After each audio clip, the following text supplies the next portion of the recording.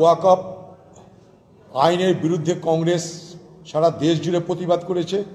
আমরা মুর্শিদাবাদে প্রতিবাদ করেছি। আগামী দিনে কংগ্রেসের পক্ষ থেকে এই মুর্শিদাবাদ জেলার পক্ষ থেকে আমরা কলকাতাতে এই ওয়াকফ আইনের বিরুদ্ধে আমরা আন্দোলন করব এবং ওয়াকফ আইনের বিরুদ্ধে যে আন্দোলন, সেই আন্দোলনে পুলিশের জুলুমের তীব্র নিন্দা করছি। আমি পশ্চিমবঙ্গ সরকারের কাছে দাবি করেছি, আমরা কংগ্রেসের পক্ষ থেকে এখানে ওয়াকফ আইনের বিরোধিতা করে দাবি করেছি পশ্চিমবঙ্গে ওয়াকফ সম্পত্তির শ্বেতপত্র প্রকাশ করা হোক।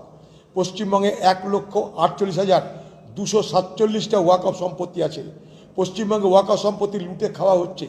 পশ্চিমবঙ্গে ওয়াকফ সম্পত্তির লুট চলছে। লুট মানে লুট। সারা পশ্চিমবঙ্গে হাজার হাজার কোটি টাকার ওয়াকফ সম্পত্তি আছে, তার কোনো হিসাব নাই। সেগুলো বেওয়ারিশ বেসরকারি হাতে চলে যাচ্ছে। ওয়াকফের কাছ থেকে নানা ফন্দি ফিকির করে আজকে সরকারি দলের নেতা মন্ত্রী সেগুলো মেরে খাচ্ছে।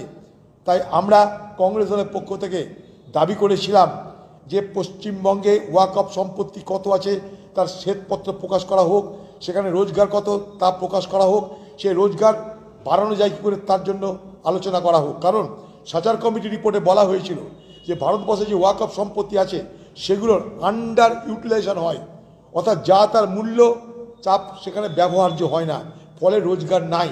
আজকে টালিগঞ্জ যেখানে শিল্প সিনেমা হয় সেটা কিন্তু ওয়াকফ সম্পত্তি।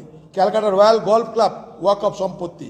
হাজার হাজার কোটি টাকার সম্পত্তি, এগুলো 500 টাকা 1000 টাকায় সব ভাড়া দিয়েছে সরকার। কেন?